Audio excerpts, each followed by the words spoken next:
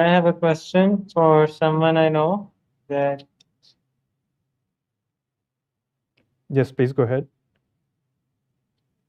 someone I know they face same-sex attraction, and in Islam we know that contact with non-mahram is not allowed. So whenever they make contact with same gender, the sexual feelings arises, and they feel so conflicted about their gender orientation and faith.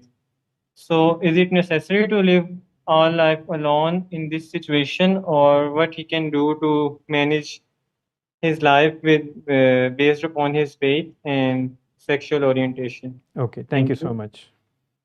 یہ انسان کا یہ ایک جبلی تقاضا ہے، اور اس جبلی تقاضے کا ظہور مختلف صورتوں میں ہوتا ہے۔ خود انسان اپنی زندگی میں اس کے ظہور کی مختلف صورتیں بھی دیکھتا ہے۔ اللہ تعالیٰ نے اس کے لیے ایک شرح متعین کی ہے اور اس پر بعض پابندیاں لگا دی ہیں۔ یہ بتا دیا ہے کہ آپ یہ تعلق اگر کسی دوسرے سے قائم کرنا چاہتے ہیں تو وہ دوسرا عورت کی صنف سے یا عورت کے لیے مرد کی صنف ہی سے ہو سکتا ہے۔ یہ بتا دیا گیا ہے کہ اس میں آپ کو ذمہ داری اٹھانی ہوگی، یعنی نکاح کا تعلق قائم کرنا ہوگا۔ یہ کیوں ضروری ہے؟ اس کے دلائل دے دیے ہیں۔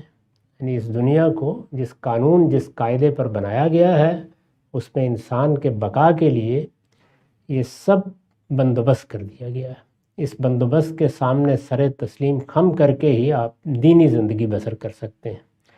رہ گئی جنسی تسکین، تو جب تک وہ آپ کی اپنی ذات تک محدود ہے اس پر کوئی پابندی نہیں ہے، لیکن اگر وہ کسی دوسرے کی طرف ممتد ہوگی تو وہاں یہ پابندی ہے، اور یہ پابندی تزکیے کے بنیادی اصول کے پیش نظر ہے۔ یعنی اس میں یہ بتا دیا گیا ہے کہ اللہ تعالیٰ نے جو راستے اس کے لیے مقرر کیے ہیں وہی اختیار کیے جائیں گے۔ اس کے علاوہ اگر کوئی راستہ اختیار کیا جائے تو جو ہمارے دین کا مقصد متعین کیا گیا ہے پاکیزگی، اس پر حرف آتا ہے، چنانچہ وہ راستے بھی بند کر دیے گئے ہیں۔ اب اس دائرے میں انسان کو زندگی بسر کرنی ہے۔ اس دائرے میں اگر وہ زندگی بسر کرتا ہے اور کسی چیز سے محروم رہتا ہے تو اللہ تعالیٰ اس کا اجر عطا فرمائے گا، لیکن جنسی تسکین کا دائرہ تو انسان کی اپنی ذات کی حد تک بھی آخری درجے میں پایہ تکمیل کو پہنچ جاتا ہے، اس میں کوئی معنی نہیں ہے۔ لہٰذا جبلت کے اظہار پر پابندی نہیں ہے، اس کا دائرہ متعین کیا گیا ہے، اس دائرے سے آپ باہر نہیں جا سکتے۔ بہت شکریہ سر، بہت اچھی طریقے سے آپ نے بات واضح کر دی۔